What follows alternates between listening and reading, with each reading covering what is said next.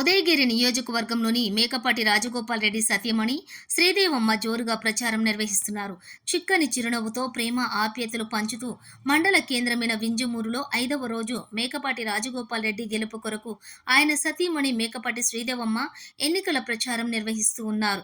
మాకు కుటుంబ బాధ్యతలు లేవు, అన్ని బాధ్యతలు మా ఇద్దరి బిడ్డలకి అప్పగించాము. నేను మా శ్రీవారు ఇక ఉదయగిరి నియోజకవర్గం ప్రజల సేవకే అంకితం.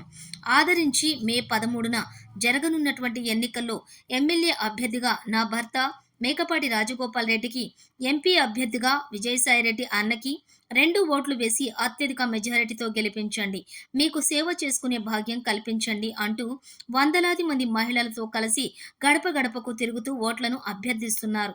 శ్రీదేవమ్మకు ఉదయగిరి ప్రజలు బ్రహ్మరథం పడుతున్నారు.